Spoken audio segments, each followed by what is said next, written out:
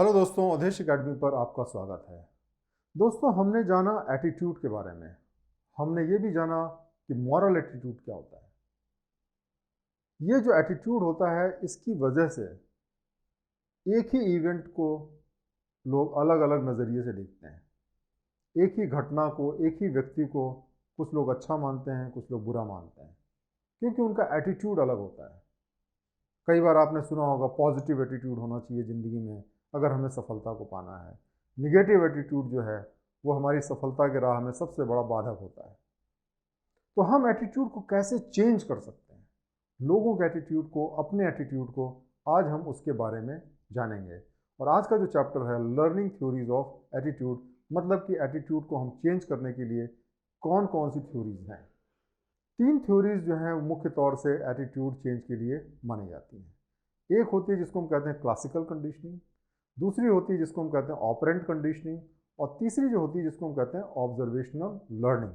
इसके बारे में आज हम डिटेल से जानेंगे। सबसे पहली जो थ्योरी है उसको हम कहते हैं क्लासिकल कंडीशनिंग। आपने शायद एक रशियन जो साइकोलॉजिस्ट हैं जिनका नाम था इवान पैवलोव, उनके एक्सपेरिमेंट के बारे में सुना होगा। इन्होंने क्या किया कि एक जो डॉग है, कुत्ता है, उसको उन्होंने खाना ऑफर किया। जब खाना आता था उसके सामने तो ये देखा गया कि उसके मुंह से राल टपकने लगती थी, सैलिवेट होने लगता था। अब उन्होंने क्या किया, जब खाना ऑफर किया तो साथ ही साथ में घंटी भी बजा दी। तो जब खाना ऑफर किया जाता था तो साथ ही में घंटी भी बजती थी। तो ये कई बार रिपीट हुआ, ये कई बार सिलसिला चलता रहा। थोड़े समय बाद में क्या हुआ कि खाना ऑफर करने की जगह पे सिर्फ घंटी बजाई गई और जो कुत्ता था उसके मुंह से राल टपकने लगी। उसका क्या कारण है? जब उसको एनालिसिस की गई तो ये पाया गया कि हालांकि कोई भी कनेक्शन नहीं है घंटी बजने में और खाना देने में, लेकिन ये दोनों चीज़ें जब साथ साथ हुई तो जो कुत्ता था उसने किसी तरीके से इन दोनों चीज़ को कनेक्ट कर लिया। और बाद में जब खाना नहीं भी ऑफर किया गया, सिर्फ घंटी बजी, तो उसके मुंह से राल आने लगी, क्योंकि वो इन दोनों चीज़ को एक साथ रख करके देखने लगा था। तो जो क्लासिकल कंडीशनिंग है, इसका मतलब ये होता है कि जो पॉजिटिव इमोशनल रिएक्शंस होते हैं वो लोगों के अंदर क्रिएट किए जा सकते हैं, बनाए जा सकते हैं, अगर उसको जो है हम किसी पॉजिटिव चीज़ के साथ में जोड़ दें। जैसे कि इस केस में हमने एक बेल के साथ में उसके पॉजिटिव इमोशंस जोड़ दिए, क्योंकि वो उसके खाने से रिलेटेड था। तो आपने देखा होगा कि बहुत सारे फिल्म स्टार्स होते हैं, बहुत सारे मॉडल्स होते हैं, वो बड़े हंसते हुए दिखाई देते हैं, बड़ा इंजॉय करते हुए लाइफ को दिखाई देते हैं, और कोई जो प्रोडक्ट होता है उसके साथ उसका कनेक्शन रहता है, वो उसको इस्तेमाल करते हैं, इसलिए बड़े खुश दिखाई देते हैं, और लोग ये समझने लगते हैं कि उस प्रोडक्ट की वजह से वो खुश है, जो कि हकीकत नहीं भी हो सकता है। तो इस तरीके से अगर हम किसी इंजॉयबल चीज़ को, किसी अच्छी चीज़ को अगर हम किसी भी चीज़ के साथ में जोड़ दें तो वो चीज़ भी अच्छी लगने लगती है लोगों को। तो ये एक कंडीशनिंग है कि अगर हम कोई भी ये दिखाएं कि जो एक अच्छे एटीट्यूड का व्यक्ति है वो बड़ा खुश है, सक्सेसफुल है, तो जो है लोग वैसा बनना चाहेंगे। दूसरा जो एटीट्यूड चेंज करने का बड़ा इंपॉर्टेंट प्रिंसिपल होता है उसको हम कहते हैं ऑपरेंट या इंस्ट्रूमेंटल कंडीशनिंग। ये कैरेट एंड स्टिक पॉलिसी से बहुत कुछ मिलता है। देखिए क्या होता है कि अगर हम किसी को इनकरेज करना चाहते हैं, मोटिवेट करना चाहते हैं, तो आपने देखा होगा कि जब वो कोई अच्छा काम करे तो उसको हम तारीफ़ करें, कोई उसको पॉजिटिव चीज़ दें, चाहे उसको हम अप्रिशिएट करें, चाहे कोई रिवॉर्ड दें, और वैसे ही जब वो गलत काम करे तो उसको कोई ना कोई पनिशमेंट दें। पॉजिटिव चीज़ का मतलब ये नहीं कि हम उसको कोई चीज़ पॉजिटिव चीज़ ऑफर करें किसी चीज़ के टर्म में। कई बार क्या होता है कि उसको जिस चीज़ से तकलीफ़ हो, अगर उस तकलीफ़ से उसको मुक्ति हम दिला दें तो वो भी एक पॉजिटिव रीइंफोर्समेंट होता है। जैसे जो बच्चे होते हैं स्कूल्स में, कई बार वो अटेंडेंस नहीं चाहते हैं, क्लासेस अटेंड नहीं करना चाहते हैं, और ख़ास तौर से वो क्लासेस जो इंटरेस्टिंग नहीं है, लेकिन वो अटेंडेंस के डर के मारे जो है वो क्लासेस में जाते हैं। अब अगर ऐसी सिचुएशन में उनको ये कहा जाए कि अगर तुम्हारे 9 पॉइंट से ऊपर आएंगे तो तुमको अटेंडेंस की रिस्ट्रिक्शन नहीं रह जाएगी, चाहे तुम क्लास जाओ चाहे ना जाओ। तो ये एक बहुत ही मोटिवेटिंग फैक्टर की तरह काम करता है और लोग मेहनत करते हैं ताकि वो 9 पॉइंट ला करके मुक्ति पा सकें ये जो रोज़ रोज़ का अटेंडेंस का जो प्रेशर उनके दिमाग में रहता है। तो कोई जो निगेटिव चीज़ है अगर उसको आप हटा दें तो भी वो जो है एक मोटिवेशनल फैक्टर का काम करता है। इसके बहुत सारे एग्जाम्पल्स हैं, जैसे जो अच्छे ऑफिसर्स होते हैं वो लोगों को अप्रिशिएशन सर्टिफिकेट देते हैं जब वो कोई अच्छा काम करें, बुरा काम करें तो उनको मेमो देते हैं या कोई भी वार्निंग देते हैं।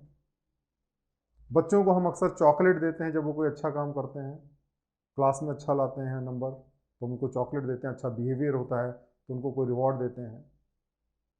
और उसी तरीके से जब वो कोई बुरा काम करते हैं तो उनको पनिश किया जाता है। तो ये जो होता है, अगर आप बड़े कॉन्सिस्टेंट तरीके से अच्छाइयों को आप रिवॉर्ड करें, बुराइयों को आप पनिश करें, तो उसका रिजल्ट ये होगा कि व्यक्ति के बिहेवियर में, उसके एटीट्यूड में चेंज होगा। तीसरी दोस्तों इंपॉर्टेंट चीज़ ये होती है ऑब्जर्वेशनल लर्निंग, दूसरों को देख करके जो हम सीखते हैं। देखिए, जो अच्छे लीडर्स होते हैं वो कह के नहीं करके दिखाते हैं। कहने का असर कम होता है, करने का असर ज़्यादा होता है, क्योंकि हम लोगों के एक्शंस को बड़ी क्लोजली वॉच करते हैं और जिनको हम पसंद करते हैं, जिनको हम एडमायर करते हैं, जिनकी हम रिस्पेक्ट करते हैं, उनके जैसे एक्शंस हम खुद करना चाहते हैं। जैसे अगर मान लिया हमारे पेरेंट्स हैं जिनकी हम इज्जत करते हैं, तो उनका जो भी बिहेवियर है उसको हम फॉलो करने की कोशिश करेंगे। महात्मा गांधी ने बड़ी खूबसूरती से कहा था, be the change you wish to see in the world. आप वो चेंज बनो जो आप इस दुनिया में देखना चाहते हैं। और वो इसके सबसे बड़े नमूने थे। एक बार कलकत्ता में एक कांग्रेस का कन्वेंशन हुआ और जब वो कन्वेंशन खत्म हो गया तो जैसा कि लोग खाए पिए, बहुत सारी गंदगी फैलाई। तो गांधी जी ने लोगों से कहा, भाई इसको साफ करो। उन्होंने अपने नीचे वाले कहा, उन्होंने अपने नीचे वाले कहा, उन्होंने अपने नीचे वाले कहा, और आखिरकार एंड रिजल्ट ये रहा कि वो साफ नहीं हुआ, क्योंकि लोगों ने कहा ये तो स्वीपर का काम है, हमारा काम नहीं है। आखिरकार क्या हुआ कि गांधी जी ने अपने हाथ से झाड़ू उठाई और साफ करना शुरू कर दिया। और जब उन्होंने साफ करना शुरू कर दिया तो बाकी सारे के सारे लोग उनके साथ आ गए और ग्राउंड साफ हो गया। तो इस तरीके से अगर आप स्वयं अच्छा काम करें, स्वयं सही काम करें, तो आपकी जानकारी के बगैर भी इतने सारे लोग होंगे जो आपके काम से मोटिवेटेड होंगे, आपके जैसा बनना चाहेंगे और अच्छे काम करना चाहेंगे। तो इस तरीके से ऑब्जर्वेशनल लर्निंग जो होता है, जैसा कि हम लोगों को देखते हैं, उससे हमारा बिहेवियर बहुत ज़्यादा चेंज होता है। इस सोसाइटी में अगर बहुत सारी बुराइयां आपको दिखाई देती हैं तो उसका एक बहुत बड़ा कारण यह है कि जो बुरे लोग हैं वो ज़्यादा लाइमलाइट में रहते हैं, उनको ज़्यादा कामयाबी मिलती हुई दिखाई देती है। अगर आप अच्छे व्यक्ति बन के कामयाबी को पाएँ तो आप ऐसे बहुत से लोगों को मोटिवेट करेंगे जो कि अच्छे हैं और अच्छे बने रहना चाहते हैं। तो दोस्तों, आज हमने जाना कि हम अपने एटीट्यूड को कैसे चेंज कर सकते हैं और दूसरे के एटीट्यूड को भी हम कैसे चेंज कर सकते हैं। 3 तरीके के जो थ्योरीज हैं उनके बारे में हमने जाना, जिसको हम फॉलो कर सकते हैं अपनी ज़िंदगी में, अपने ऑफिस में, अपने परिवार में, और कहीं पर भी हम इसको अगर फॉलो करें तो हम अपने और दूसरों के एटीट्यूड को चेंज कर सकते हैं। बहुत बहुत धन्यवाद ये वीडियो लेक्चर देखने के लिए। Thank you very much.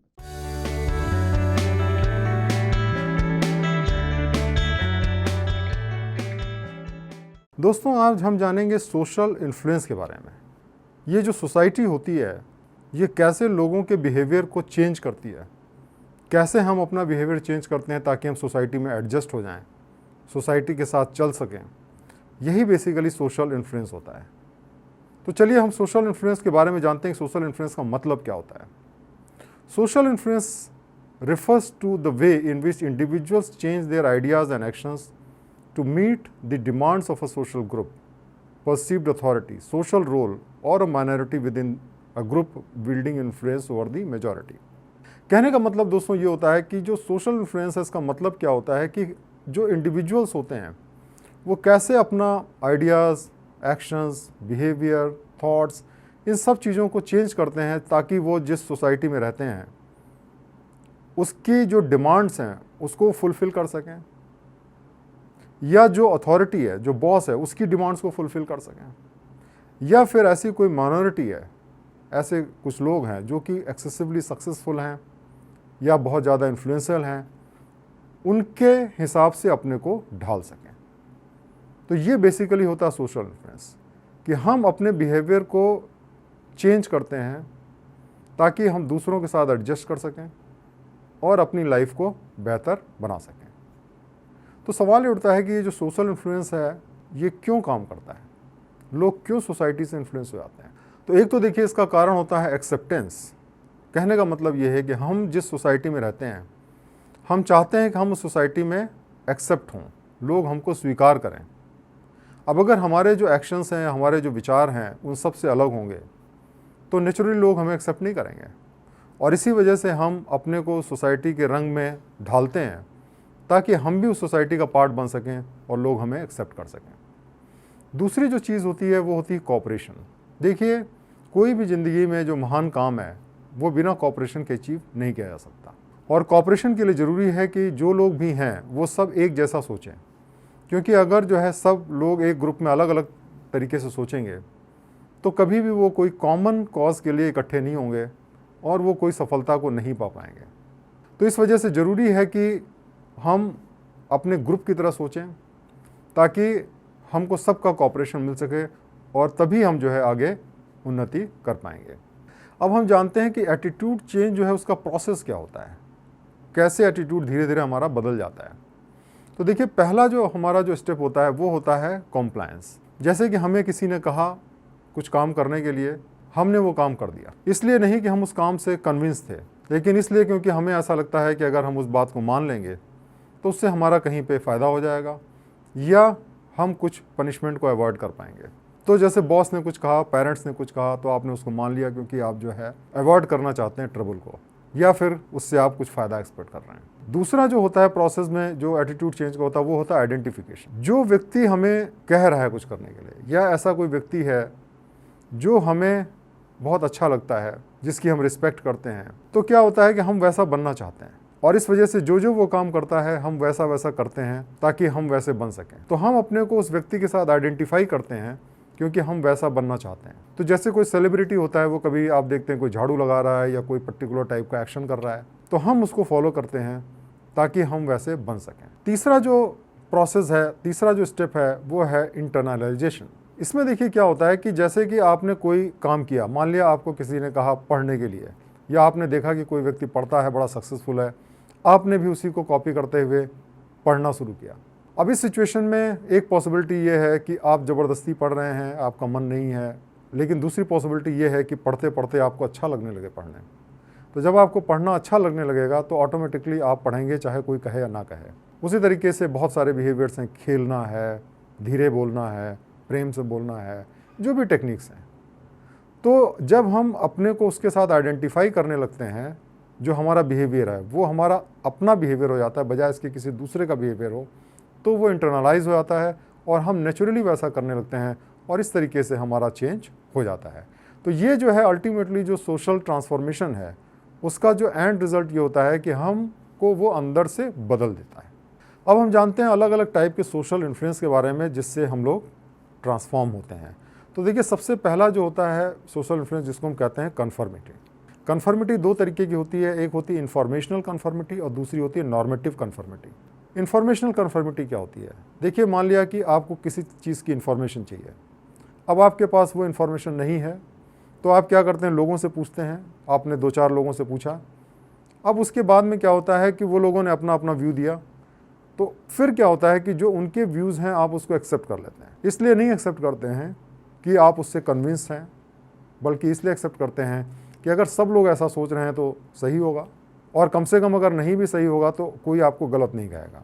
जैसे कि मान लिया अगर सब लोग ये समझते हैं कि इंडिया बहुत करप्ट कंट्री है, और वहाँ पे अगर आप आर्गूमेंट करें कि इंडिया करप्ट नहीं है तो मुश्किल है, लेकिन अगर सब लोग एक बात कह रहे हैं, आपने भी वही बात कह दी, तो क्या होगा कि आप उस ग्रुप का पार्ट हो गए।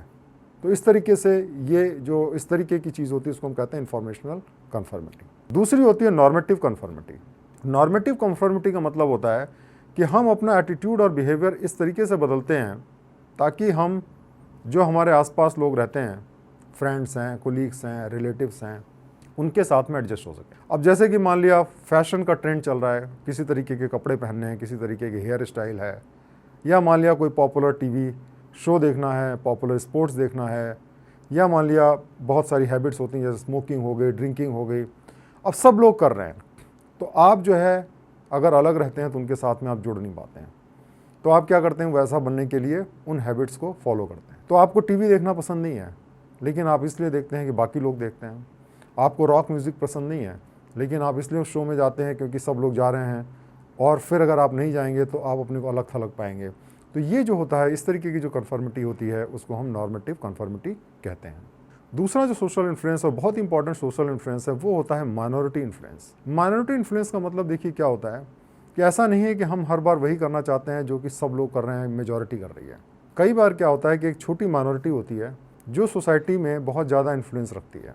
जैसे मान लिया कोई IIT से है, IIM से है, या मान लिया कि कोई बहुत ही इंटेलेक्चुअल है, राइटर है, तो उनका एक बहुत छोटा सा ग्रुप हो सकता है, लेकिन जो ग्रुप है उसकी सोसाइटी में बड़ी रिस्पेक्ट रहती है, उसके पास पावर है, वेल्थ है, सक्सेस है। तो क्या होता है कि आप उनकी जो विचारधारा है उससे आप इन्फ्लुएंस हो जाते हैं, और आप अपने को वैसा बनाना चाहते हैं ताकि आप भी सीट्स पे पहुंच सकें। तो एक तो ये कारण होता है माइनॉरिटी इन्फ्लुएंस का। दूसरा कारण क्या होता है कि कई बार क्या होता है कि हम जो है प्रेजेंट सिचुएशन से सेटिस्फाइड नहीं रहते हैं, जो मेजॉरिटी सोचती है उससे सेटिस्फाइड नहीं रहते हैं। फिर अगर कोई ऐसा व्यक्ति है या कोई लोग हैं जो अपनी एक ओपिनियन देते हैं जो कि एग्जिस्टिंग ओपिनियन से बिल्कुल अपोजिट है, तो वो जो ओपिनियन है लोगों का ध्यान अपनी तरफ आकृष्ट करती है, क्योंकि सब लोग को सोल्यूशन चाहिए होता है, और कोई नॉवेल्टी जो होती है उसको एक्सेप्टेंस मिल जाती है, और लोग फिर उसको फॉलो करते हैं। तो इस तरीके से ये जो माइनॉरिटी इन्फ्लुएंस है वो सोसाइटी को इन्फ्लुएंस करता है, इंडिविजुअल्स को इन्फ्लुएंस करता है। थर्ड टाइप का जो इन्फ्लुएंस होता है उसको हम कहते हैं self fulfilling prophecy. Self fulfilling prophecy का मतलब क्या होता है कि एक ऐसा प्रेडिक्शन जो कि डायरेक्टली इनडायरेक्टली जो है वो लोगों के बिहेवियर को चेंज करता है, और उसकी वजह से क्या होता है कि जो आपकी जो प्रोफेसी होती है वो सही हो जाती है। अब जैसे कि मान लिया कि अगर मान लिया एक रूमर फैला दिया जाए या ऐसी न्यूज़ चल जाए कि पर्टिकुलर टाइप का शेयर जो है वो क्रैश होने वाला है क्योंकि वो कंपनी की परफॉर्मेंस ख़राब होने वाली है, ऐसे सिचुएशन में क्या होगा कि लोग शेयर बेचना शुरू कर देंगे, और जब बहुत से लोग शेयर बेचना शुरू करेंगे तो शेयर की प्राइस ऑटोमेटिकली कम हो जाएगी। और ऐसे सिचुएशन में भले ही आपने एक तुक्का मारा और आपने एक र्यूमर फैलाया, लेकिन जो आपकी बात है वो सच हो गई, क्योंकि कंपनी की परफॉर्मेंस, वाकई जो स्टॉक की परफॉर्मेंस है वो डाउन हो गई। तो इसको हम कहते हैं सेल्फ फुलफिलिंग प्रोफेसी।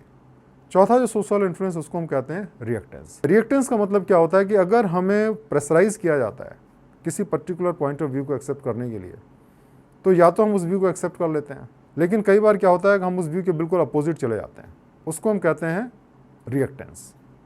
इसको हम एंटी कन्फर्मिटी भी कह सकते हैं।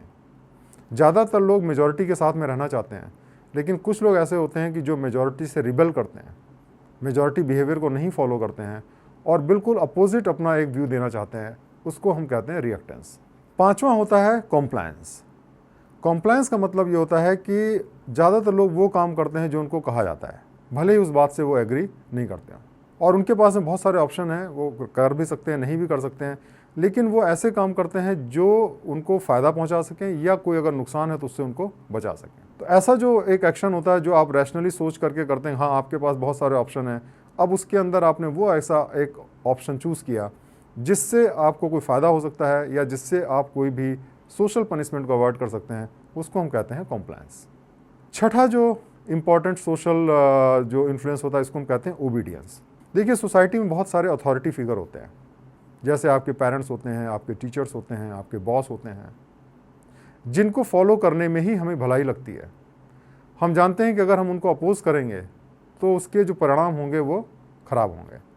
तो ऐसे सिचुएशन में क्या होता है कि हम जो भी वो कहते हैं हम उसको आंख बंद करके फॉलो करते हैं, जिसको हम लोग कई बार कहते हैं बॉस इज़ ऑलवेज राइट, तो हम उसको सवाल ही नहीं करते। तो कॉम्प्लायंस में ओबीडियंस में थोड़ा एक फ़र्क होता है। कॉम्प्लायंस में जो व्यक्ति होता है उसको ऐसा लगता है उसके पास चॉइसेस हैं, और फिर उसमें से उसने एक चॉइस ऐसी ली और उसने कॉम्प्लाई इसलिए किया क्योंकि उसको उसमें फ़ायदा नज़र आता है।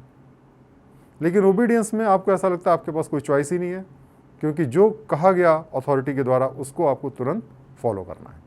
सातवां जो इंपॉर्टेंट सोशल इन्फ्लुएंस है उसको हम कहते हैं साइकोलॉजिकल मैनिपुलेशन। देखिए, जो साइकोलॉजिकल मैनिपुलेशन होता है उसका मतलब ये होता है कि दूसरों के बिहेवियर को या परसेप्शन को बदलना। कैसे? एब्यूजिव, डिसेप्टिव या अंडर हैंडेड टेक्टिक्स से। मतलब कि आप धोखा दे करके या एब्यूज़ करके या कोई गलत तरीके से किसी के जो साइकोलॉजी है, जो उसका इमोशनल स्टेट है, जो उसकी थॉट है, उसको आप बदलते हैं। तो अक्सर जो है ये जो प्रोसेस है, इसको जो मैनिपुलेटर्स होते हैं वो इस्तेमाल करते हैं अपना उल्लू सीधा करने के लिए या अपना मकसद साधने के लिए।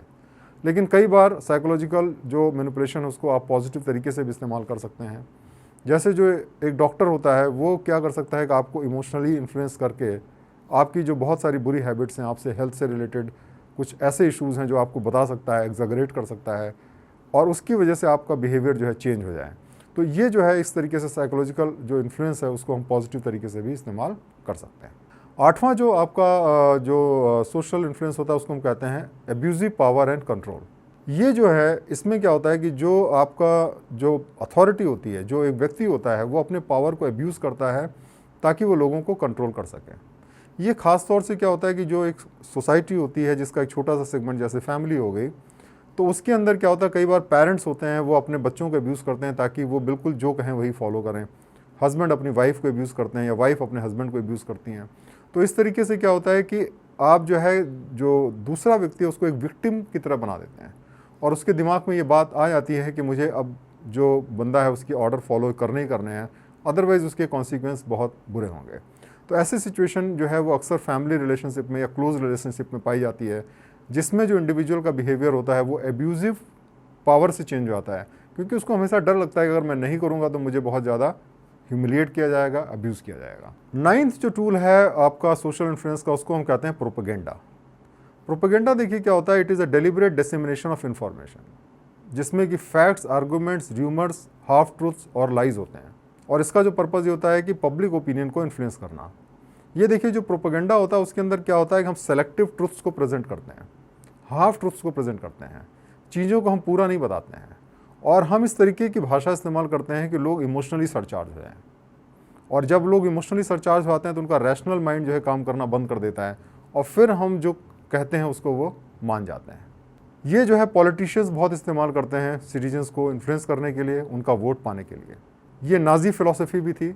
नाजी जोसेफ एक गैबल है, उन्होंने कहा repeat a lie often enough and it becomes the truth. झूठ को अगर आप बार बार बोलते रहें तो वो सच का रूप ले लेता है। और यही जो है प्रोपेगेंडा का प्रिंसिपल है कि झूठ को आप लगातार बोलते रहें, धीरे धीरे करके लोगों को लगेगा ये बात तो सच हो सकती है। और ये जो है बहुत ज़्यादा पॉलिटिशियंस इस्तेमाल करते हैं अपना उल्लू सीधा करने के लिए। 10वां जो आपका सोशल इन्फ्लुएंस फैक्टर होता है उसको हम कहते हैं हार्ड पावर। ये जो पावर है अक्सर डिक्टेटर्स इस्तेमाल करते हैं क्विक रिजल्ट करने के लिए या क्विक सोशल ट्रांसफॉर्मेशन के लिए। इसमें देखिए क्या होता है कि वो इतना लोगों को डरा देते हैं, पूरे देश को डरा देते हैं, ऐसे कानून बना देते हैं, और इस तरीके से उसका यूज़ किया जाता है कि लोग जो हैं डर के मारे जो है वो सारा का सारा काम करते हैं जो उनका डिक्टेटर कहता है। तो ये जो है इससे बहुत क्विक सोशल ट्रांसफॉर्मेशन आता है, जैसे हिटलर था या कम्युनिस्ट रेजिम है। इन लोगों ने इसको इस्तेमाल किया और सोसाइटी के अंदर ज़बरदस्त ट्रांसफॉर्मेशन लाया, लोगों के बिहेवियर को ज़बरदस्त तरीके से चेंज किया। तो इसको हम कहते हैं हार्ड पावर। तो दोस्तों आज हमने सीखा कि जो सोशल इन्फ्लुएंस है वो क्या होता है, कैसे जो लोग हैं वो सोसाइटी में एडजस्ट करने के लिए अपने अपने बिहेवियर को बदलते हैं, और ये जो है बहुत ही इंपॉर्टेंट लेसन है। और मुझे उम्मीद है कि आपको ये लेसन अच्छी तरीके से समझ में आ गया होगा, और आपके अगर कोई क्वेश्चन है तो आप उसको डाउट क्यू सेक्शन में पूछ सकते हैं। बहुत बहुत धन्यवाद।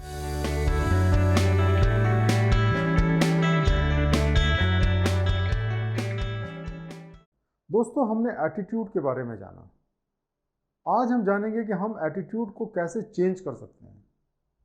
मास स्केल पे बहुत सारे लोगों का एटीट्यूड हम कैसे चेंज कर सकते हैं, उनको हम कैसे परसुएड कर सकते हैं कि वो अपनी बुरी आदतें छोड़ करके अच्छी आदतें डालें या अपने बिहेवियर को चेंज करें।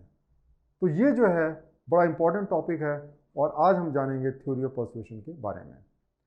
देखिए जो थ्योरी ऑफ पर्सुएशन है वो ये मानता है कि लोगों का जो बिहेवियर है, लोगों का जो एटीट्यूड है, वो चेंज किया जा सकता है अगर उसको हम सही मैसेज दें, सही इंफॉर्मेशन दें। थ्योरी ऑफ पर्सुएशन जो है एक मेथड है जिसके माध्यम से लोगों को उनकी जो बिलीफ्स हैं, उनके जो एटीट्यूड्स हैं और जो उनकी हैबिट्स हैं, आदतें हैं, उनको बदला जा सकता है। देखिए ये कहा गया है कि जो हमारा ज्ञान होता है, नॉलेज होती है, वो हमारे एक्शन को इन्फ्लुएंस करता है। अगर आपकी जो नॉलेज है वो सही है, आपकी इंफॉर्मेशन आपके पास जो है वो सही है, तो आप सही काम करेंगे, और अगर इंफॉर्मेशन गलत है तो आप गलत काम करेंगे। तो इस तरीके से नॉलेज में और एक्शन में एक बहुत बड़ा कोऑर्डिनेशन होता है, बहुत बड़ा रिलेशनशिप होती है। इसलिए अगर हम लोगों को सही नॉलेज दें तो धीरे धीरे करके लोग अपनी आदतें बदल सकते हैं। इस थ्योरी को एलॉबरेशन लाइक्लीहुड थ्योरी भी कहा जाता है। और इसके एग्जाम्पल्स में अगर हम देखें तो जैसे एडवर्टीजमेंट होते हैं, वो एडवर्टीजमेंट आपको अपनी हैबिट्स चेंज करने के लिए परसुएट करते हैं। कभी सरकार के माध्यम से एडवर्टीजमेंट आते हैं, कभी प्राइवेट कंपनीज के माध्यम से आते हैं, और ये जो सारे एडवर्टीजमेंट होते हैं वो आपको परसुएट करते हैं कि आप अपना जो एटीट्यूड है उसको चेंज करें। एटीट्यूड चेंज करने के दो रास्ते हैं या दो कॉग्निटिव रूट्स हैं। एक रूट है जिसको हम कहते हैं सेंट्रल रूट। सेंट्रल रूट का मतलब ये होता है कि जब हम कुछ डाटा प्रेजेंट करें लोगों के सामने और उनको परसुएट करें उस डाटा के माध्यम से कि क्या चीज़ अच्छी है, क्या चीज़ बुरी है। और ये बहुत ही इंपॉर्टेंट होता है उन लोगों के लिए जो रैशनल थिंकर होते हैं, लॉजिकल थिंकर होते हैं, क्योंकि वो डाटा को एनालिसिस कर सकते हैं और उसके बेसिस पे कंक्लूजन को ड्रॉ कर सकते हैं। लेकिन आपने देखा होगा कि बहुत बार डाटा को सही तरीके से प्रेजेंट नहीं किया जाता, या आधे डेटा को ही प्रेजेंट किया जाता है और उससे गलत तरीके के मैसेज को देने की कोशिश की जाती है। जब कार कंपनियां डाटा प्रेजेंट करती हैं और बाकी कार कंपनियों से कंपेयर करती हैं तो हर कार कंपनी ये दिखाती है कि हमारी कार सबसे अच्छी है। कारण ये होता है कि वो पार्शियल डाटा प्रेजेंट करते हैं जो उनके फेवर में रहता है, और उसको नहीं प्रेजेंट करते हैं जो उनके अगेंस्ट में रहता है। वो दूसरी कंपनी प्रेजेंट करती है और वो प्रूफ करती है कि वो भी बेटर है, और इस तरीके से जो यूज़र है उसके लिए बड़ा मुश्किल हो जाता है कि कौन सी कार बेटर है। इसके मुकाबले में जो दूसरा रूट है वो होता है पेरिफेरल रूट। पेरिफेरल रूट के अंदर क्या होता है कि एक कोई मॉडल होती है या कोई भी एक ट्रस्टवर्दी या अट्रैक्टिव पर्सन होता है जो कि आपको मैसेज देता है। आप उस मैसेज से इमोशनली इन्फ्लुएंस होते हैं। आप मैसेज को कम देखते हैं और मैसेंजर को ज़्यादा देखते हैं। तो अगर सोर्स पे आपको विश्वास है, सोर्स अट्रैक्टिव है, तो क्या होता है कि आप उस मैसेज को विश्वास कर देते हैं।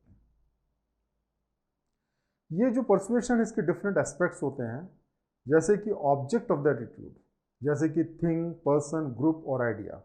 हम क्या चीज़ चेंज करना चाहते हैं, किसको चेंज करना चाहते हैं, manner in which it is delivered, किस तरीके से इंफॉर्मेशन दी जा रही है, टीवी के माध्यम से दी जा रही है, पैम्फलेट के माध्यम से दी जा रही है, पोस्टर के माध्यम से दी जा रही है, मैसेंजर कौन मैसेज को दे रहा है, मैसेज क्या है, ये भी बड़ा इंपॉर्टेंट है। फिर टारगेट ऑडियंस क्या है, ये गांव वालों के लिए है, शहर वालों के लिए है, अमीर लोगों के लिए है, गरीब लोगों के लिए है। उस हिसाब से हमको अपना जो मैसेज है उसको बनाना पड़ेगा। अब हम सबसे पहले जानते हैं कि जो ऑडियंस है उसके कैरेक्टरिस्टिक्स जो होते हैं वो कैसे इन्फ्लुएंस करते हैं हमारे परसुएडिंग टेक्निक को। देखिए, ये देखा गया है कि जो लोग हाई इंटेलिजेंट होते हैं, जो ज़्यादा इंटेलिजेंट होते हैं, वो वन साइडेड मैसेज से इन्फ्लुएंस नहीं होते हैं। वो दूसरा साइड एनालिसिस करने की काबिलियत रखते हैं, फिर वो दोनों चीज़ों को कंपेयर करते हैं, फिर वो डिसाइड करते हैं। और जो उतने इंटेलिजेंट नहीं होते हैं वो वन साइडेड स्टोरी से इन्फ्लुएंस हो जाते हैं। जो हाई सेल्फ इस्टीम के लोग होते हैं वो भी जो है मैसेजेस से जल्दी इन्फ्लुएंस नहीं होते, अपना एटीट्यूड चेंज नहीं करते हैं, क्योंकि उनको अपने एटीट्यूड पे पूरा विश्वास रहता है। उसी तरीके से लोगों का जो मूड होता है वो भी जो है बड़ा मैटर करता है जब उनको हम परसुएट करते हैं। जैसे मान लिया कि भारत पाकिस्तान का मैच हुआ और भारत जीत गया, तो सारे लोग जो क्रिकेट के फैंस हैं वो बड़े खुश रहते हैं, बड़े अच्छे मूड में रहते हैं। उस समय अगर कोई क्रिकेटर जो है उनको कोई मैसेज देगा तो उसका बहुत ज़बरदस्त इम्पैक्ट होता है, और वहीं पे अगर वो हार जाए मैच तो जो मैसेज होगा उसका जस्ट अपोजिट इम्पैक्ट होगा।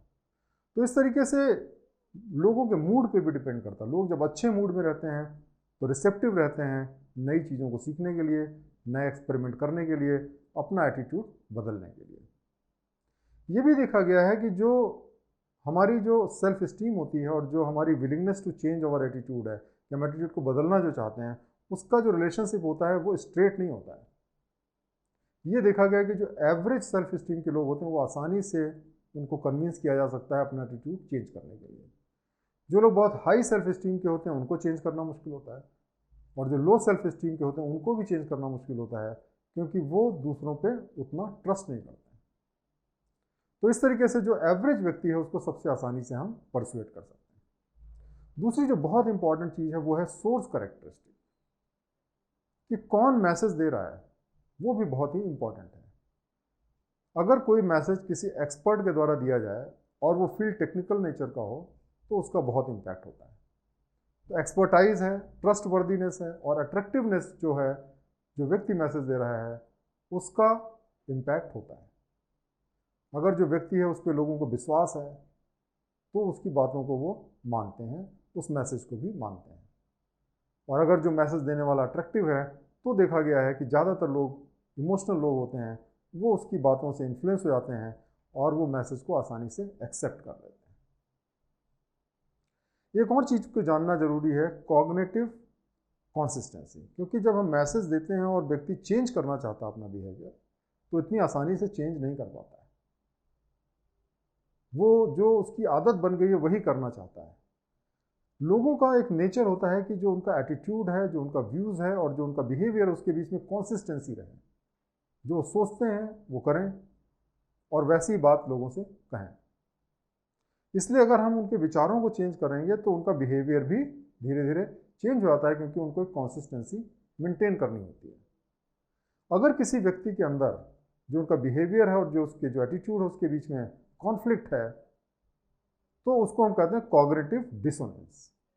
कॉग्निटिव डिसोनेंस का मतलब होता है कि उनकी एटीट्यूड में और उनके बिहेवियर में इनकॉन्सिस्टेंसी है, और ये जो इनकॉन्सिस्टेंसी होती है वो उसके अंदर एक कॉन्फ्लिक्ट को जन्म देती है और उसकी वजह से उनके अंदर एक टेंशन रहता है, एक डिस्कम्फर्ट रहता है। अब जैसे कि मान लिया आप ये विश्वास करते हैं कि सिगरेट पीना खराब है, सेहत के लिए नुकसानदेह है, लेकिन उसके बावजूद आप सिगरेट छोड़ नहीं पा रहे हैं क्योंकि आपको नशे की आदत है, तो आपके अंदर एक कॉन्फ्लिक्ट रहेगा। अब इसको दूर करने का एक ही तरीका है, बल्कि दो तरीके हैं। एक तरीका तो यह है कि सिगरेट आप छोड़ दें, और जब सिगरेट छोड़ देंगे तो कॉन्फ्लिक्ट ऑटोमेटिकली ख़त्म हो जाएगा, क्योंकि आपका जो विचार है और जो आपके एक्शंस हैं वो एक दूसरे के साथ आ गए। दूसरा ये है कि अपने विचारों को आप चेंज कर दें। आप ये मान लिया एनालिसिस करके ये कंक्लूड कर लें या ये विश्वास करने लगें कि सिगरेट से ज़्यादा नुकसान नहीं होता है, क्योंकि बहुत सारे लोग हैं सिगरेट पीते हैं फिर भी लंबा जीते हैं, हेल्थ अच्छी रहती है, तो भी जो है आपके अंदर एक कंसिस्टेंसी आ जाएगी। लेकिन अगर आपके दिमाग में आ गया कि सिगरेट बहुत ख़राब चीज़ है, तो धीरे धीरे करके आप जो है सिगरेट छोड़ने पे बाध्य हो जाएंगे। तो इस तरीके से दोस्तों, अगर हम सही मैसेज देते हैं, सही इन्फॉर्मेशन देते हैं लोगों को, तो धीरे धीरे करके लोगों का एटीट्यूड चेंज हो जाता है, लोगों का बिहेवियर चेंज हो जाता है। और इस वजह से जो थ्योरी ऑफ परसुएशन है वो ये कहती है कि अगर हम सही मैसेज लोगों को दें तो लोग अपना बिहेवियर चेंज करेंगे, और इस तरीके से हम सोसाइटी के अंदर ट्रांसफॉर्मेशन ला सकते हैं। तो दोस्तों, मुझे उम्मीद है कि आज आपने ये जो चैप्टर है थ्योरी ऑफ परसुएशन उसको अच्छी तरीके से समझा होगा और ये जाना होगा कि कैसे हम लोगों के बिहेवियर को चेंज कर सकते हैं। बहुत सारे ऐसे लोग हैं जिनको कि राइट मैसेज की ज़रूरत है, अगर हम उनको राइट मैसेज देंगे तो वो सही रास्ते पे चल पड़ेंगे। बहुत बहुत धन्यवाद ये वीडियो लेक्चर देखने के लिए। Thank you very much.